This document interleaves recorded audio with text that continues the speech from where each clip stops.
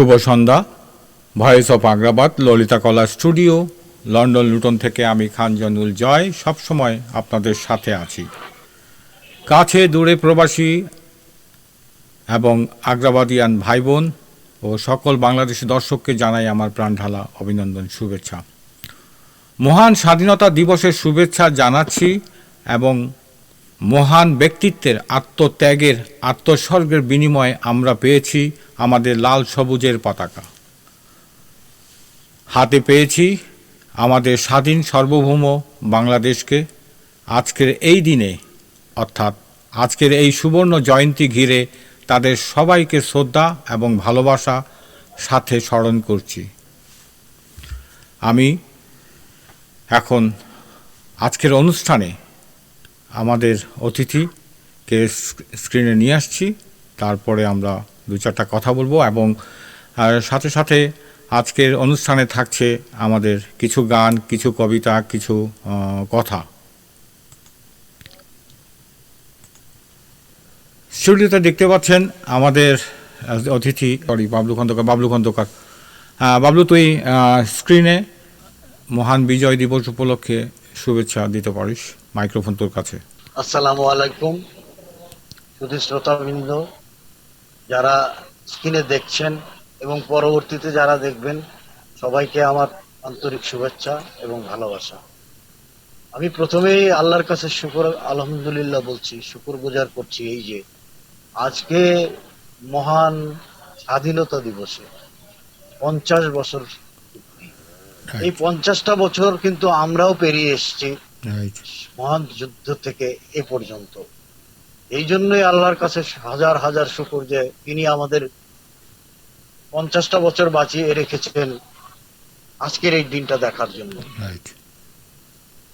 আরো শুকর করি যাতে আমরা সেঞ্চুরিটা দেখে যেতে পারি।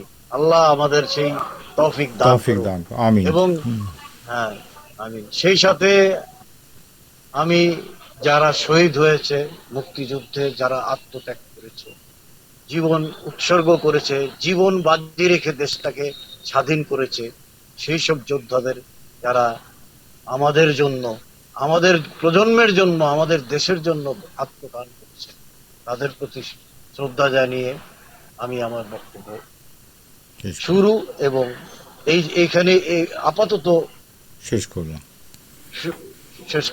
ঠিক আছে। তো বাবলু, আমরা আরেকটা অর্থাৎ কিম্বেলির একটা বাংলাদেশ সম্পর্কে কিছু বলবে, তারপরে আমরা আবার কথায় আসবো।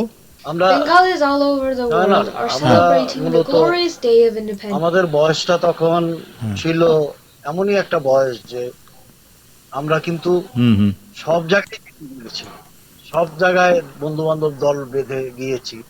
তো বয়সটা ছিল আমাদের 10 থেকে কারো 10, কারো 9, কারো 10, 11, 12 কারো নেই, তখন 12 কারো হয়নি। এই সময়টা ছিল আমাদের বয়স। আমরা বিভিন্ন মিছিল, মিটিং, যেমন আমি তোকে বলছি, আমাদের জাম্বুরি মাঠে একবার মৌলানা ভাসানী এসেছিল, সেই মিটিং এও আমরা অ্যাটেন্ড করছি স্বাধীনতার দামামার সময়। তো তারপরে ফজলুল কাদের চৌধুরী এসেছিল, আওয়ামী লীগের ছেলেরা তখন, মানে ছাত্রলীগের ছেলেরা মিছিল করে উনি অবশ্য অনেক বকাঝকাও করেছে ছেলেদেরকে, ছাত্রলীগের ছেলেদেরকে ধরপাকড়, পুলিশেও অনেক ধরপাকড় করেছে। সেদিনও আমরা ছিলাম উপস্থিত। আমাদের সব কিন্তু আমাদের বাসার সামনেই হয়েছে। আমাদের বাসটাও তো ছিল একদম জাম্বুরি ফিল্ড লাগা F1। তো আমরা সেখান থেকে প্রত্যক্ষ করেছি, সবকিছুই প্রত্যক্ষ করেছি। এবং আমরা মূলত আমাদের চিটাগাঙে, আগ্রাবাদ এরিয়াতে 2 কি 3 তারিখ থেকেই স্বাধীনতার দানাবা হয়েছে। রাইট। এই প্রসঙ্গে আচ্ছা বাবলু, এই প্রসঙ্গে আমরা আবার একটু আসি।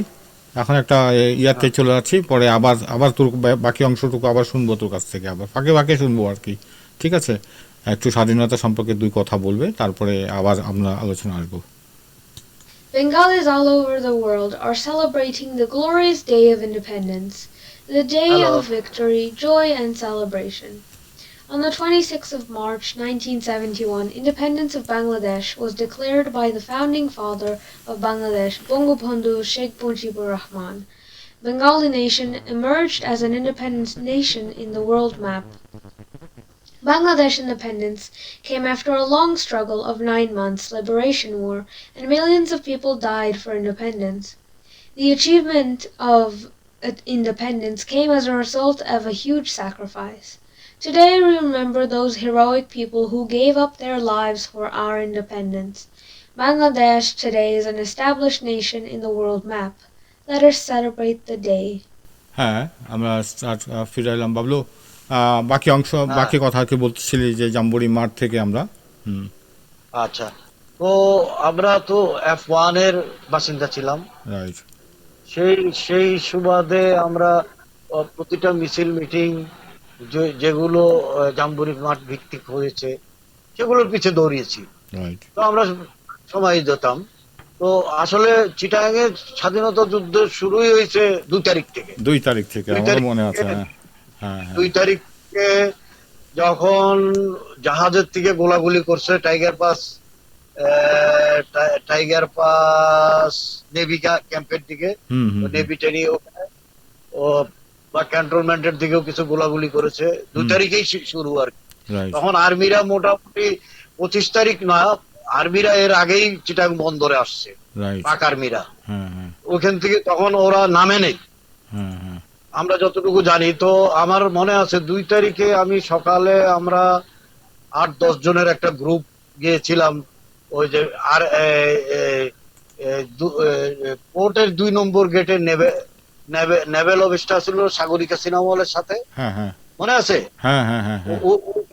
ওইখানে কিছু নৌবাহিনীর সদস্য ছিল ক্লাবে, সম্ভবত এটা ফ্লিট ক্লাব। তো ওই জায়গাটায় কিছু শ্রমিককে গুলি করে মেরেছিল ওরা।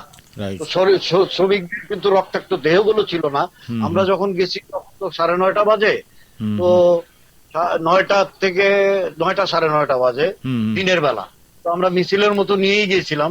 তো আমরা কিন্তু রক্তগুলো দেখেছি ড্রেনের পাশে, নালার পাশে বলেছে। তারপরে ওখান থেকে মিছিল নিয়ে আমরা গেলাম ডক শ্রমিক ইউনিয়নের ওখানে। ডক শ্রমিক ইউনিয়নের একটা ঘর ছিল ওই পোর্টের ঠিক এই পাশটা, পেট্রোল পাম্পটার অপোজিটে। ওই পর্যন্ত গিয়েছিলাম আমরা, তারপরে আবার ব্যাক করি। হ্যাঁ, তো আমার মনে আছে যে অনেক রক্তের ছাপ দেখেছিলাম আমরা। তো আর্মিদেরকে তখন দেখিনি, আর্মিরা কিন্তু তখন পোর্টের ভিতরেই ছিল। হ্যাঁ, তো যাই হোক, এই ঘটনাটা তো আমার এখনো মনে আছে। আমার সাথে তুই ছিলি, কুরাইশি ছিল, হ্যাঁ বাচ্চু ছিল, তারপরে আরো অনেকেই ছিল, যেগুলো ওই যে একটা ছেলে ছিল আমাদের সাথে পিয়ন কোয়ার্টারে থাকতো, পেটি নাম, ওর নামটা কি ছিল, পরবর্তীতে বোধহয় ইনকাম ট্যাক্সেও চাকরি করছে। ওই ছেলেটা সবসময় আমাদের সাথে থাকতো। হ্যাঁ, মাঝে মাঝে পোর্টেও রিক্সা চালাইতো, দেখতাম। তো ওই ছেলেটা সবসময় আমাদের সামনেই থাকছে। ও আমাদের একটু সহযোগিতাও করছে, মানে বিভিন্ন জায়গায় যাওয়ার জন্য। তো আমরা ওই দিন গিয়েছিলাম। তো এই ছাত্র জনতা, শ্রমিক সবাই কিন্তু সেই মিছিলে অংশগ্রহণ করছিল। তো আমরা চলে এলাম ওই দিন। তারপরে 3 তারিখেও আরেকটা ঘটনা। 3 তারিখের ঘটনাটা পোর্ট কলোনি, নাকি পোর্ট কলোনি না, টাইগার পাস কলোনি। আচ্ছা আচ্ছা বাবলু, পোর্ট কলোনির ঘটনা, টাইগার পাস কলোনির ঘটনাটা আবার বলি। আমি এখন একটা গানে যাই, তারপরে গানটা শেষ হলেই আবার শুরু করবো আমরা, ঠিক আছে? মানে আমাদের গানের ফাঁকে ফাঁকে কিছু কথা বলবো আর কি, ঠিক আছে? গানে যাচ্ছি আমি, তারপরে আমি গানে যাচ্ছি। গান শেষ হলে আবার এই টাইগার পাসের ঘটনাটা নিয়ে আমরা আলোচনা করব। এখন এই গানটা হচ্ছে, অর্থাৎ মারিয়া গানটা গাছে, মাঝি নাও ছাইরা দে রে মাঝি পাল উড়াইয়া দে, গা রে মাঝি গা কোনো গান। এই গানটি আমি মারিয়ার কণ্ঠে চলে যাচ্ছি, তারপরে ইনশাল্লাহ আমরা আবার ফিরে আসবো।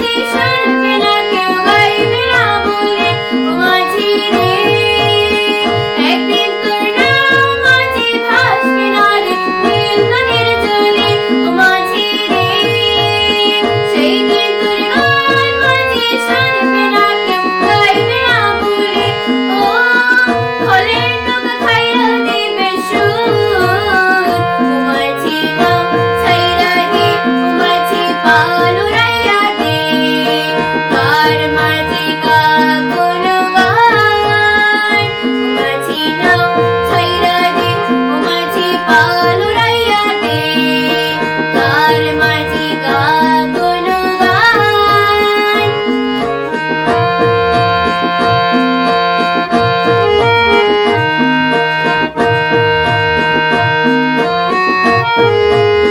চলে না ধোয়া ছাইরা করতে আধার নীল আকাশ তারে মাঝি রে সেই দিন তোর নাম মাঝি ভাসবে না রে নীল নদীর জলে মাঝি রে চলে না ধোয়া ছাইরা করতে আধার নীল আকাশ তারে মাঝি রে সেই দিন তোর নাম মাঝি শূন্য হয়ে থাকে পারে ও ছলে মাঝি তাইরে বহুদূর মাঝি নাও ছাইরা দে মাঝি পালুরাইয়া দে কার মাঝি কা কোনো গান মাঝি নাও ছাইরা দে মাঝি পালুরাইয়া দে কার মাঝি কা কোনো গান মাঝি নাও ছাইরা দে মাঝি পালুরাইয়া দে কার মাঝি কা কোনো গান হ্যাঁ ধন্যবাদ, সুন্দর গাছে। হ্যাঁ, ওই আমাদেরই এই এলাকারই সেটার মধ্যে আবার ফিরে আসি। ওই যে প্রশ্ন টাইগার পাস আমরা হ্যাঁ তো তো সকাল 10টার দিকে আমরা বাদামতলির মোড়ে গেছি। আমরা না সে মূল মূল হলো সিনিয়ররা, আমরা তো পিছে পিছে দৌড়াইছি। রাইট। তো মূল সিনিয়ররা মিছিল নিয়ে বাদামতলির মোড় থেকে বেশ ব্যাপক ভালোই মিছিল, বড়রা মিছিল করতে করতে আমরা তখন কিন্তু এই ওভারব্রিজটা ছিল না, দেওয়ানহাটের ভিতর দিয়ে যেতাম, রেল ক্রসিংটা পার হতাম। রেল ক্রসিং পার হয়ে ওই যে মামু ভাগনার মাজারের ওই দিক দিয়ে উঠতাম, রাইট। ওটাই ছিল মেইন রাস্তা। হ্যাঁ, রাইট। তো আমরা যখন রেল ক্রসিংটা পার হলাম টাইগার পাস কলোনির ওই কর্নারটার থেকেই বন্দুকের শব্দ। এক পর্যায়ে আমাদের এখান থেকে দুই একজনের গায়ে গুলি লাগছে। ওই কলোনি থেকে বিহারি ছেলেগুলা, হ্যাঁ ওই বিহারি ছেলেগুলা মিছিলকে লক্ষ্য করে অনেকগুলো গুলি করছে, প্রচুর বন্দুকের গুলি, সবগুলা বন্দুকের গুলি বিহারিরা মারছে। তখন আমাদের মিছিলটা ছত্রভঙ্গ হয়ে যায়। ছত্রভঙ্গ হয়ে গেলে এক পর্যায়ে ছেলেরা করে কি, আবার ফিরে আসে বোতলে ভরে ভরে পেট্রোল নিয়ে, পেট্রোলের ভিতরে কাপড় ঢুকায়া পেট্রোল বোমার মতো বানায় আগুন দিয়ে ওই যেখান থেকে গুলি করছে ওইখানে মারে। এক পর্যায়ে ওদের কিন্তু পিছনে তখন সিঁড়ি ছিল, আমাদের যে কলোনির মধ্যে সিঁড়ি দিয়ে 3 তলা উঠার পরে সিঁড়ি হয়, ওরকম সিঁড়ি না, ওদের পিছনে মইয়ের মতো সিঁড়ি ছিল, বুঝছিস? ওই মইয়ের মতো সিঁড়িগুলো দিয়ে উপরে ছাদের উপরে এক পর্যায়ে যায় দেখছি আমরা যে একটা 3 তলার থেকে গুলি করতেছে সামনের থেকে। তখন পিছনের দিয়ে কতগুলা মিছিলকারীরা এই পেট্রোল বোমা নিয়ে পিছন দিয়ে উঠছে, উঠা তারপরে ওদের বাসায় পেট্রোল বোমা মাইরা আগুন জ্বালায় দিচ্ছে। আগুন জ্বালায় পরে কিছু কয়েকজনে বেরিয়েছে ওখান থেকে বিহারিরা, ওদেরকে গণতোলাই। তো যাই হোক, অনেককে পাওয়া গেছে, অনেককে পাওয়া যায় না। তো সেই স্মৃতিগুলো এখনো মনে আছে। আসলে চিটাগাংয়ের যুদ্ধই শুরু হয়েছে ওই 2 তারিখ থেকে, মার্চের 2 তারিখ থেকে। তারপরে 7ই মার্চের বঙ্গবন্ধুর ভাষণের পর থেকে তো পুরোপুরি যুদ্ধ চিটাগাং। হ্যাঁ, প্রতিদিনই মিছিল মিটিং মারামারি এগুলো ছিল। প্রতিদিন মিছিল মিটিং, তোর রেডিও অফিসে ট্রান্সফরমার নিয়ে যাওয়া, এগুলো আমরা তো পিছে পিছে দৌড়াইছি, দেখছি। আমরা তখন সবাইকে চিনতাম না, কার নাম কি, কার কি নাম, কার কি, আমরা সবাইকেই চিনতাম না, যার কারণে আমরা ওই স্মৃতিগুলো পরবর্তীতে নাম ঠিকানা জানতে পারছি সবারই, বড় হওয়ার পরে নাম জানতে পারছি। কিন্তু ব্যাপার হলো আমরা তখন চিনতাম না কাউকে, আমরা তো পিছে পিছে ঘুরতাম, ব্যারিকেড দিছি রাস্তার মধ্যে পিছে পিছে গিয়া। তারপরে ধরো এটা গেল সেই দিন। 25 মার্চের রাত্রের কথা তো আমাদের সবারই মনে আছে। আশা আশা করি। আচ্ছা, আবার বাবলু, আমরা আমি হ্যাঁ। তাহলে আরেকটা গানে যাই, তারপরে আবার পরে তুই পরে আবার আবার তুই কথা শুনবো, ঠিক আছে? আরেকটা গানে যাই। এটা আমাদের আগ্রাবাদের মেয়ে নরিন, তোমরা সবাই চিনোস এখন। নরিন আরেকটা এই স্বাধীনতার উপলক্ষে নতুন রেকর্ডিং গান করেছে আর কি।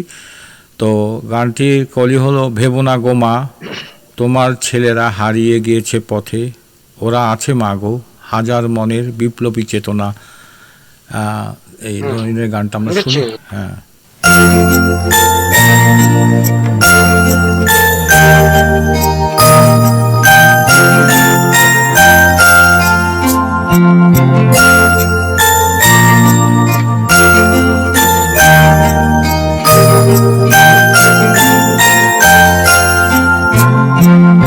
ভেবো না গো মা, তোমার ছেলেরা হারিয়ে গিয়েছে পথে। ভেবো না গো মা, তোমার ছেলেরা হারিয়ে গিয়েছে পথে। ওরা আছে মা গো হাজার মনের, ওরা আছে মা গো হাজার মনের বিপ্লবী চেতনাকে। ভেবো না গো মা, তোমার ছেলেরা হারিয়ে গিয়েছে পথে।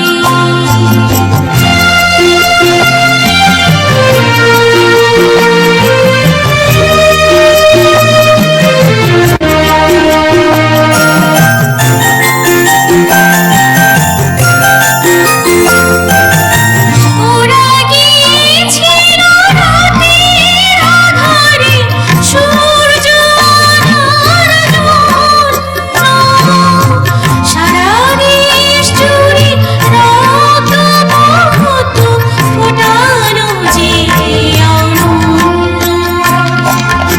দেখেছে সে ফুল হাজার মানুষ, দেখেছে সে ফুল হাজার মানুষ বাংলার পথে পথে।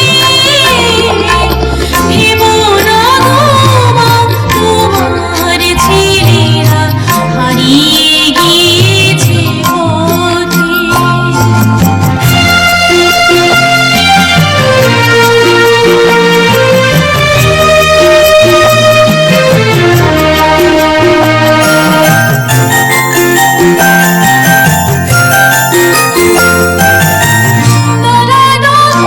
গেছে সবুজ মাটিতে সজীব প্রাণীর স্বপ্ন। দলে দলে ফোটে সে ফুলের হার, বিলায় মধুর গন্ধ। দুঃখ করো না মা গো আমার, দুঃখ করো না মা গো আমার, চেয়ে দেখো রাঙা প্রদীপ। ভেবো না গো মা, তোমার ছেলেরা হারিয়ে গিয়েছে পথে। ভেবো না গো মা, তোমার ছেলেরা হারিয়ে গিয়েছে পথে। ওরা আছে মা গো হাজার মনের বিপ্লবী চেতনাকে। ভেবো না গো মা, তোমার ছেলেরা হারিয়ে গিয়েছে পথে। ভেবো না গো মা, তোমার ছেলেরা হারিয়ে গিয়েছে পথে। হ্যাঁ, আবার ফিরে এলাম বাবলু, আমরা নরিনের গান শুনলাম। তো হ্যাঁ, সুন্দর সুন্দর হয়েছে আসলে। গায়ক গায়িকার কণ্ঠটা সুন্দর, ওর কণ্ঠে সুন্দরভাবে ফুটে উঠেছে। আসলেও যারা হুম, যে লেখক যেভাবে লিখেছে হুম, গানটা খুব মধুর, প্লাস সুরকারও হ্যাঁ, ভালো সুর দিয়েছে। ভালো সুর দিয়েছে, আর হ্যাঁ। কথাগুলো কথাগুলোও সুন্দর কথা। হ্যাঁ হ্যাঁ আসলেও মারা ভাববা না, হুম হুম ভাববেন না। হুম, তোমার ছেলে যারা গেছে হ্যাঁ পথে, যারা শহীদ হয়েছে, হ্যাঁ তারা স্বাধীনতার পথেই শহীদ হয়েছে, তোমাদের পরবর্তী প্রজন্মকে দেওয়ার জন্যই শহীদ হয়েছে। রাইট, যাই হোক, হ্যাঁ সুন্দর, ধন্যবাদ। হ্যাঁ ধন্যবাদ নরিনকে। আসলে নরিন মানে মোটামুটি আমাদের আগ্রাবাদে কোনো প্রোগ্রাম আমরা করলে ডাক দিলে মোটামুটি চলে আসে, এবং ভালো। গানগুলো আমার স্টুডিওতে রেকর্ডিং করা হয়েছে। তো ইনশাল্লাহ আচ্ছা, ঠিক আছে, এবার আমরা ফিরে যাচ্ছি আমাদের মূল খুব ভালো। আলোচনায়। হ্যাঁ ওকে বলছিলি যে আমাদের হ্যাঁ, আর 26শে মার্চ মানে 25শে মার্চ রাত্রে, রাত্রি, হ্যাঁ কালো রাত্রি। হ্যাঁ, ওখানে আসলাম কালো রাত্রি। কালো রাত্রি এই জন্যই বলি যে আমরা কিন্তু আমরা তুমি তো মনে আছে আমাদের হুম, সামনে শুধু শুধু জাম্বুরি মাঠ, খালি খোলা জাম্বুরি মাঠ। রাইট, হ্যাঁ, তারপরে হলো ওখানে পাড়া। হ্যাঁ হ্যাঁ, পাড়ার পরে কোর্ট। হ্যাঁ, রাইট বন্দর। রাইট তো ওখান থেকে যখন আমরা প্রাথমিক আমরা অবশ্যই হুম সবাই তখন খাওয়া দাওয়া সেরে, হুম হুম হ্যাঁ, হুম হুম তখন খাওয়া দাওয়া সেরে ঘুম আমরা তো হুম অনেকেই ঘুমিয়েছে, অনেকে পড়ালেখাও করতেছিল, অনেকে অনেকে আহ, এ, মানে প্রায় ঘুমের পথে সেই অবস্থায়। হুম, তখন তো আমাদের আগ্রাবাদ কলোনিতে বাউন্ডারি ওয়ালও ছিল না। না না না সব ছিল না। প্রথম যখন গোলের আওয়াজ পাই তখন ভাবছিলাম যে এই কয়দিন যাবত তো মুহুর্মুহু গোলাগুলি চলছিলই। হুম হুম হ্যাঁ, আমরাই ফিল করতেছিলাম যে মুহুর্মুহু গোলাগুলি মাঝে মাঝেই তোর জাহাজ থেকে আর্মিরা গুলি করতো হুম হুম বিভিন্ন বিভিন্ন স্থানকে টার্গেট করে, টার্গেট করে, যেমন ক্যান্টনমেন্টকে বা এই তোর টাইগার পাস নেভি ক্যাম্পকে, হুম হুম তারপর হালিশহর বিডিআর এর, তখন তো ইপিআর ছিল, ইপিআর ক্যাম্প বরাবর এরা রাইট, প্রায়ই গুলি করত। হ্যাঁ তো ওই রাত্রে এত ব্যাপক হারে কামানের গোলা বর্ষণ করতেছিল যে আমরা দেখছিলাম মানে আগুনের কুণ্ডলি গুলো যে আমাদের ছাদের উপর দিয়ে যাচ্ছিল। যাচ্ছিল, হ্যাঁ এটা শেষ মুহূর্তে। আমরা সব মানে এমন অবস্থা যে আমাদের বড় যারা ছিল, হুম বড় ভাই বাবা মা, ওরা তো মানে পিছনের মাঠে চলে গেল। হ্যাঁ, তো পিছনের মাঠে আমাদের ওই কলোনির বাসাগুলো তো তেমনই না, আমাদের সবাই হয় পাকের ঘরে অথবা বারান্দায় ব্যালকনির পিছনে, রাইট, সামনের দিকে আর কেউ ছিল না। তো আমাদের বিল্ডিং এ এই যে জীবন ভাই আলিমরা যে সিঁড়িতে থাকতো, হ্যাঁ, রাইট, আলিমদের ওই সিঁড়িতে হুম হুম দোতলায় ঠিক জীবন ভাইদের আলিম জীবনরা পাশাপাশি ছিল, জীবন ভাইরা পাশাপাশি। হ্যাঁ, রাইট, তার উপরে উপরে গিয়ে কামানের গোলা লাগলো একসাথে 2-3টা, রাইট, ধামা ধামা ধামা। হ্যাঁ হ্যাঁ এত ব্যাপক আওয়াজ ছিল হুম হুম যে আমরা তো সবাই, আমাদের মা বাবারা তো সবাই পারে তো চলে যায় রাইট, বাঁচে প্রাণে বা প্রাণ বাঁচাতে।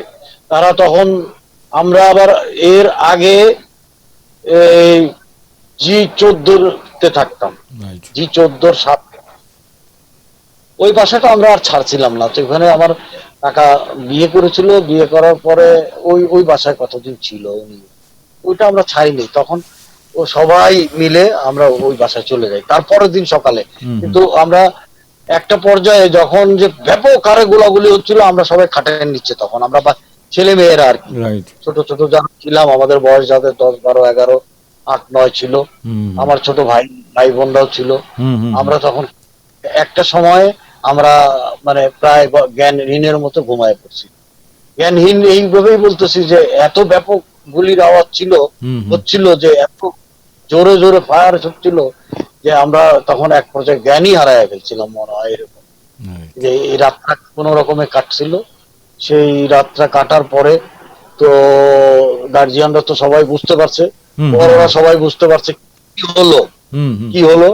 পরের সকালে পরের দিন সকালে তো ওনারা যার যার গন্তব্যে যাওয়ার প্রস্তুতি নিচ্ছিল, আবার কেউ কেউ অফিসের দিকে যাচ্ছিল, কেউ যাবেও না, অনেকেই যায়নি, 90% লোকই অফিসে যায়নি। যায়নি, হ্যাঁ তো আমরা ভোরবেলায় ভোরে উঠছিলাম, কলোনির সব ছেলেরা একসাথে হলাম, হওয়ার পরে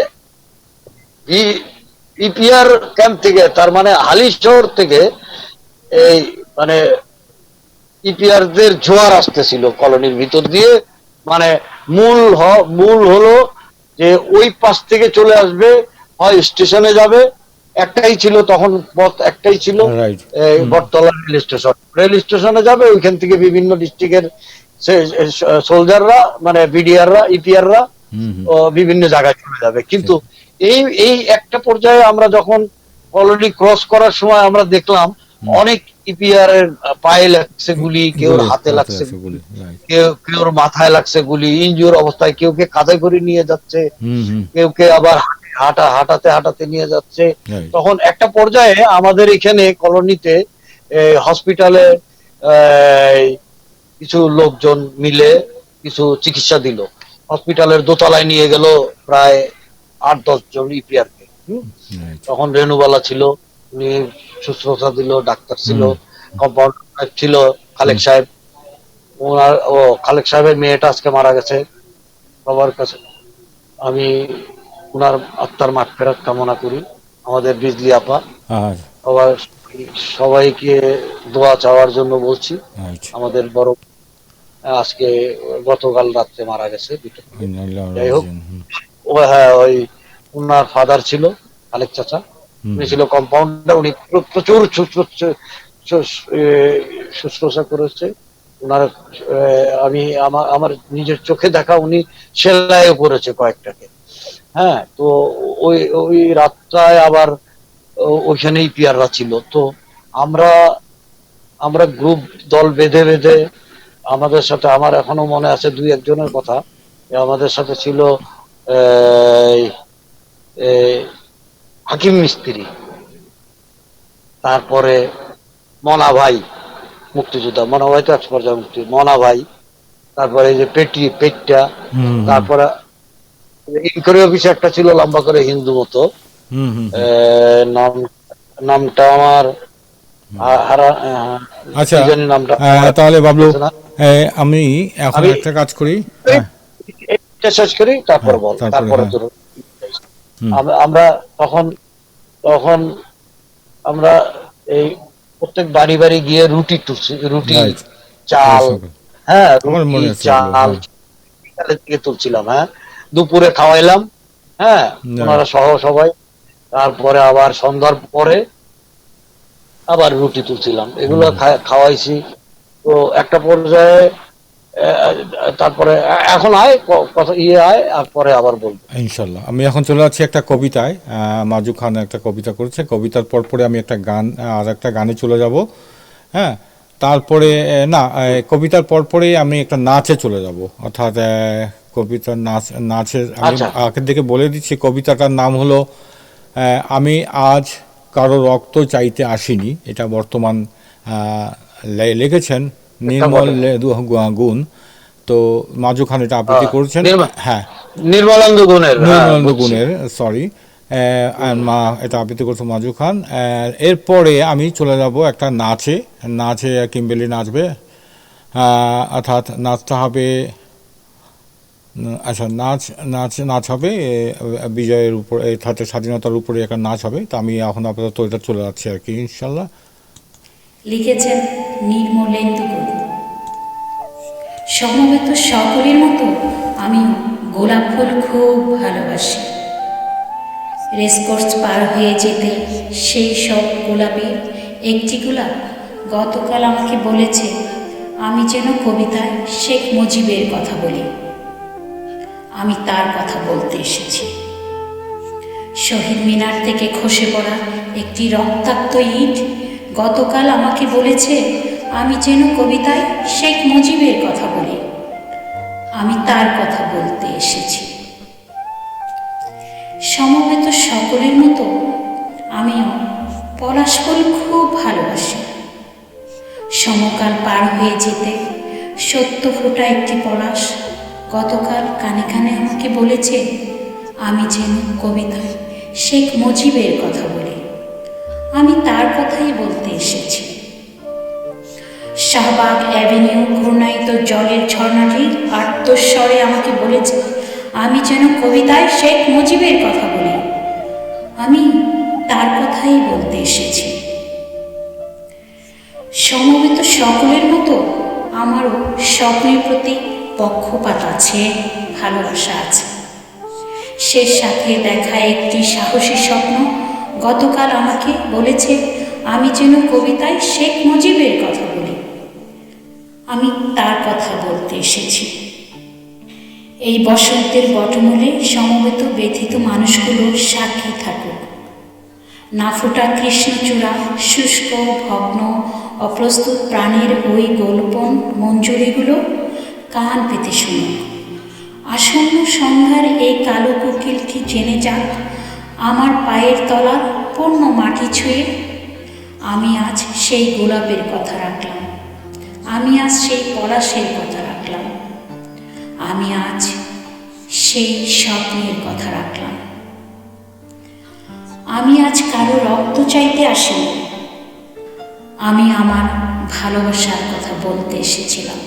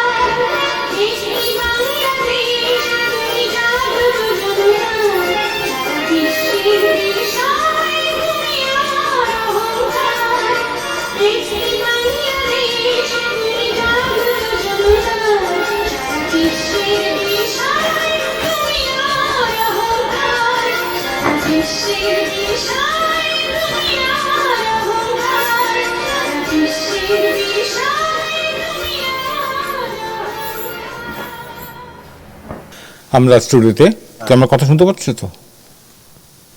হ্যাঁ, পাচ্ছি, শুনতে পাচ্ছি। রাইট, হ্যাঁ। যেটা বলছিলাম, আমি একটা কথা প্রশ্ন তোর কাছে না, সব মানুষের কাছে একটা প্রশ্ন রাখতে চাই, যেটা হলো স্বাধীনতা দিবস আর বিজয় দিবস দুই জিনিস, তাই না? এখন 21শে ফেব্রুয়ারি, এটা 21শে ফেব্রুয়ারির সাথে স্বাধীনতা দিবসের কি পার্থক্য? যেমন আমার কাছে মনে হলো যে, এটা আমার ব্যক্তিগত ওপিনিয়ন, যে 21শে ফেব্রুয়ারিতে আমরা শুরুতেই আমাদের 5 জন মানুষ মারা গেছে, সেই কারণে আমরা শোক দিবস পালন করি। কিন্তু 26 মার্চ কালো রাত্রি যে আমাদের এখানে হাজারো মানুষ, হাজারো বুদ্ধিজীবীকে মারা হয়েছে, সেই জন্য কি আমরা সেটাও কি শোক দিবস পালন করতে পারি না? এটা আমার ব্যক্তিগত অপিনিয়ন। হ্যাঁ, না না, সেটাই আমি তোরা বলছি। স্বাধীনতা দিবস তার মানে আমরা অনেক হারিয়েছি, স্বাধীনতা দিবসের জন্য অনেকে প্রাণ দিয়েছে, ঠিক আছে, কিন্তু আমরা স্বাধীন একটা দেশ পেয়েছি। আমরা স্বাধীন, যার কারণে ওদের জন্য শোক করব, প্লাস আমাদের জন্য আনন্দ আছে, কারণ আমরা আজকে আমার বলার শিখছি ওদের কারণে। হাজার হাজার লক্ষ লক্ষ মানুষ শহীদ হয়েছে এই স্বাধীনতা দিবসের জন্য। এই স্বাধীনতার যেমন 7 তারিখে বঙ্গবন্ধু যখন স্বাধীনতার ঘোষণা দিল, সেটা আমাদের দেশে তখন কিন্তু দলমল নির্বিশেষে সবাই মুক্তিযুদ্ধে কি স্বাধীনতার পক্ষের শক্তি হয়ে গেল সবাই। কিন্তু দল ছিল, হ্যাঁ দল ছিল অনেক, একমাত্র জামাত ছাড়া আর মুসলিম লীগের কিছু লোক ছাড়া, জামাত আর মুসলিম লীগের কিছু লোক ছাড়া আর সবাই স্বাধীনতার পক্ষে ছিল। এটা সত্যি কথা। হ্যাঁ না, আমি বলছিলাম এইটাই যে স্বাধীনতা, আমি কথাটা বলতেছি এই কারণে, আমি শুন না, কথাটা শেষ করতে দে। তো স্বাধীন যখন দেশটা, একটা দেশ স্বাধীন করতে গেলে প্রচুর রক্তক্ষয় হয়, প্রচুর মানুষ মারা যায়, সেই হেতু আমাদের যে ক্ষতিটা হয়েছে তার চেয়ে আমাদের প্রাপ্তিটা বেশি, আনন্দটা বেশি। যাদের ক্ষতি হয়েছে তারাও আনন্দ বেশি পাইছে, যার কারণে আমরা এটাকে স্বাধীনতা দিবস হিসেবে ঘোষণা করছি। তবে শোক তো অবশ্যই আছে, আমরা শহীদদের জন্য শোক করবই, অবশ্যই করব। ওদের আত্মত্যাগেই আমরা আজকে স্বাধীন দেশ, স্বাধীন জাতি, এটাই। 21শে ফেব্রুয়ারি জিনিসটা ভিন্ন। 21শে ফেব্রুয়ারি হয়েছে তোর ভাষার জন্য। এটা আমাদের বাংলা যে একটা ভাষা, আমাদের যে একটা বাংলা যে ল্যাঙ্গুয়েজ আমাদের এই অঞ্চলের, এর মধ্যে আঞ্চলিকতাও আছে, কিন্তু ভাষাটা একটাই বাংলা। তো এই বাংলা ভাষাটাকে পাকিস্তানের রাষ্ট্রভাষা হিসাবে ঘোষণা করার দাবি ছিল আমাদের, কারণ আমরা মেজরিটি ছিলাম, আমরা ছিলাম মেজরিটি বাঙালি, বাংলা ভাষী। তো কিন্তু ওরা কম ছিল, সম্ভবত পশ্চিম পাকিস্তানে তখন 4 কোটি থেকে 5 কোটি ছিল, আর আমরা ছিলাম 7.5 কোটি। তো মেজরিটি আমরা ছিলাম। ওরা তখন এই ইউনিভার্সিটিতে, ঢাকা বিশ্ববিদ্যালয়ে কোন এক মিটিং এসে উনি বক্তৃতা দিয়েছিলেন, কায়দে আজম, পাকিস্তানের রাষ্ট্রভাষা উর্দু হবে। সেই তখনই ছাত্ররা, ইউনিভার্সিটি, আমাদের রাজনীতির কেন্দ্রবিন্দু হলো ইউনিভার্সিটি, ঢাকা ইউনিভার্সিটি বলো, চিটাগাং ইউনিভার্সিটি বলো, রাজশাহী বলো, যেটাই, ওখান থেকেই রাজনীতির উৎপত্তি। সবসময় ওদেরকেই ব্যবহার করছে রাজনীতিবিদরা। আমি সেটা ব্যবহারের কথা বলছি এই কারণে যে ওরা সম্পৃক্ততা আছে রাজনীতির সাথে, যার কারণে ওদের দিয়ে হয়, ইয়াং ছাত্র, টকবগে রক্ত। তো সেই কারণেই ওখানে আসাদ, বরকত, ওদের মতো ত্যাগীরাও ছিল ওখানে। তো ওরা তখন ভাষার জন্য লড়েছে। এটা যে পৃথিবীতে এমন কোন দেশ নাই যে ভাষার জন্য, নিজের মুখের ভাষার জন্য, মায়ের ভাষার জন্য, মাতৃভাষার জন্য আত্মত্যাগ করছে, জীবন দিছে, রক্তাক্ত হয়েছে। ইতিহাসে বাংলা। তো আমরা আমাদের স্বাধীনতা দিবসে মারা গেছে লক্ষ লক্ষ, স্বাধীনতার জন্য মারা গেছে লক্ষ লক্ষ, আর এই বাংলা ভাষার জন্য মারা গেছে বেশ কিছু, এটা হয় 20-50 এরকম হবে হয়তো। তো এটার শোক আমরা প্রাথমিক অবস্থায় পাকিস্তান আমল থেকেই আমরা এটা শোক পালন করে আসছিলাম। তো এই যে এখন যে পর্যায়টা হলো, এই ভাষাটাকে আন্তর্জাতিক মাতৃভাষা হিসাবে স্বীকৃতি দিয়েছে জাতিসংঘ। তো এটা আন্তর্জাতিক মাতৃভাষা যেহেতু স্বীকৃতি দিছে জাতিসংঘ, সেহেতু এখন আর বাংলা, উর্দু, আরবি, ফার্সির কোনো নাই, আন্তর্জাতিক মাতৃভাষা দিবস। এখানে পৃথিবীর সবগুলা দেশের মাতৃভাষা এক এক রকম, এক একটা দেশের মাতৃভাষা এক এক রকম, কিন্তু এই বাংলার জন্য, বাংলা ভাষার জন্য পৃথিবীর সব মায়েরা তার ভাষাকে এস্টাবলিশ করার ইয়ে পাইছে আর কি, কি বলে এটা, ম্যান্ডেট পাইছে। তার কারণে এই দিনটাতে, এই 21শে ফেব্রুয়ারিতে কিছুটা ঠিক আছে। 21শে ফেব্রুয়ারিতে এখন ইন্টারন্যাশনাল ল্যাঙ্গুয়েজ ভাষা ঘোষিত হয়েছে। আমরা খালি পায়ে বেদিতে যেতাম, ফুল দিতাম, সারাটা দিন প্রায় খালি পায়ে হাঁটতাম কলোনিতে, আমার এখনো মনে আছে। হ্যাঁ, আমরা নিজেরাই শহীদ মিনার করতাম ইটের উপরে, ইট গাইতে গাইতে দিয়ে, ওখানে ফুল দিতাম, সারাদিন খালি পায়ে থাকতাম। ওই একটা আমাদের কাছে ছিল। এখন কিন্তু সেই ইটা নাই। এখন পৃথিবী জুড়ে আজকের সেই 21শে ফেব্রুয়ারিটা পালন করে পৃথিবী জুড়ে। বিশেষ করে আমাদের বাংলাদেশি প্রবাসী যারা, ওরাই পালন করে, তারা কিন্তু ফিল করে বেশি, কারণ এইটা আমার দেশের জিনিস। হ্যাঁ, তারপরে বিজয় দিবসটাও তারা ফিল করে বেশি, কারণ সেই দিনটাই বিজয়। স্বাধীনতা দিবসটা এই যে আজকে আমরা এখানে, আমার দেশ আমি জানি না, কিন্তু তোদের ভিতরে যে মানে যারা বাইরে আছে তাদের ভিতরে যে এই মানে দেশের জন্য যে সম্প্রীতিটা আমার মনে হয় অনেক বাইরে থাকে, এই জন্যই বেশি না অটোমেটিক হয়ে যায় বাইরে যারা থাকে তাদের। হ্যাঁ, আসলে দেশের প্রবাসের, আমি আমার অপিনিয়ন বলতেছি যে প্রবাসে যখন আসি, দীর্ঘদিন যাবৎ বন্ধু বান্ধব, আত্মীয় স্বজন থেকে দূরে থাকা হয় এবং দেশ থেকে দূরে থাকা হয়, যেমন প্রবাসে অনেক কিছুই আমরা অনুভব করতে পারি না। ওই কারণেই আসলে আবেগটা আর বেশি আইসা পড়ে আর কি, সম্ভবত। যা হোক, আমরা যারা দেশাত্মবোধ চান, রাইট। তো আমার কথা হচ্ছে, ঠিক আছে, এখন না আমরা তো ভাই বুদ্ধিজীবী না, কিছু না, আমাদের ভাবনাটা আমরা বললাম, আমরা তো ভাবনাটা বললাম আর কি, সেটাই আর কি।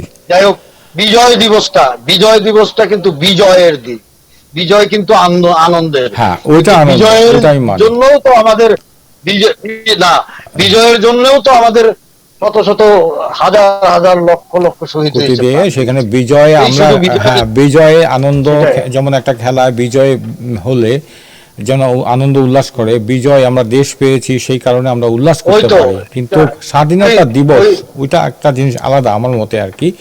হাওবার যে আমরা আলোচনা করলাম, ভুল ত্রুটি আমাদের হতেই পারে, আমরা তো মহাপণ্ডিত না, সেই আর কারণে। আচ্ছা, যাই হোক, আজকে আমরা প্রোগ্রাম দীর্ঘায়ু করবো না, বেশি দীর্ঘায়ু করেও লাভ নেই। তো আমরা বিদায় নেওয়ার আগে তুই কিছু বল, এবং বিদায়ের শেষে আমরা একটা গান শুনতে শুনতে টোটালি বিদায় চলে যাবো আর কি। শেষ গান আর কি, শেষ গানটি নরিনী গাওয়া, ও আমার 8 কোটি ফুল, দেখো গো মালি, শত হাতে বাইন্ধ মানি, লোহারো জালি। অর্থাৎ সেই একই কথা, মুক্তি দেশাত্মক বোধের উপরে গানটি লিখেছেন, এবং যারা গায় তারা ঠিক ওই গানটা হাসছে। আমি বিদায় নেওয়ার আগে ওই কলোনির ওই কথাটা বলে যাই, বল, যে আমরা যাদের জন্য কষ্ট করেছিলাম, 50টা বছর আমরা বেঁচে ছিলাম, রাইট, তাদের কথা এখনো মনে হয়, স্মৃতিতে ভাসে। রাইট। আবার হয়তো আমাদের বয়স হয়েছে, রাইট, তো আমার কাছে একটাই অসাধারণ সব জনগণের কাছে আমার একটাই আবেদন, দেশকে ভালোবাসেন, রাইট, দেশের সম্পদ লুটবেন না, দেশের সম্পদ আপনার বাচ্চার, তার বাচ্চার, তার বাচ্চার, তার বাচ্চার, দেশের সম্পদ লুটবেন না, দেশকে ভালোবাসেন। যেখানেই থাকেন আপনি সুখী থাকবেন, আল্লাহ আপনার রিজিক দিয়ে দিছে, আপনি ধন সম্পদ, দেশের ধন সম্পদ লুট করে বহির্বিশ্বের বাইরে নিয়ে যাবেন, আপনি কি বেঁচে থাকবেন আজীবন? থাকবেন না। আপনার ছেলে মেয়েরাও বেঁচে থাকবে না, এটা চলে যাবে অন্য দেশে, সম্পদ চলে যাবে অন্য দেশে, দেশের সম্পদ তুলবেন না, দেশের সম্পদ করা দিয়ে যায়। হ্যাঁ, ধন্যবাদ। ধন্যবাদ তোকে। তোর কথার সাথে সাথে আমিও একমত। যারাই দেশ লুট করে প্রবাসে পাড়ি দিচ্ছে তাদের প্রতি আমাদের ধিক্কার জানাচ্ছি, এবং বাংলাদেশে বসেও যারা অর্থ লুট করছে তাদেরকেও আমরা ধিক্কার জানাচ্ছি, এবং আগামীতে চিহ্নিত করে তাদের যেন সাজা দেওয়া হয় এই আবেদন সরকারের কাছে রাখছি। যাই হোক, সবাই ভালো থাকুন, সুস্থ থাকুন।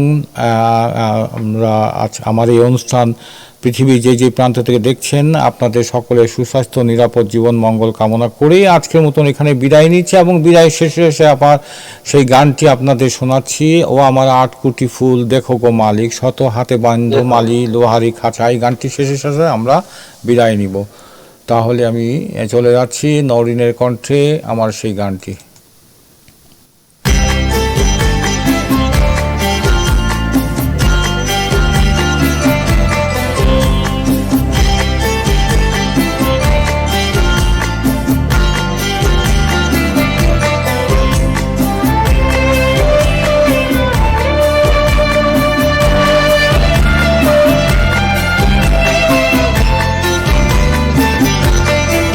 ও আমার 8 কোটি ফুল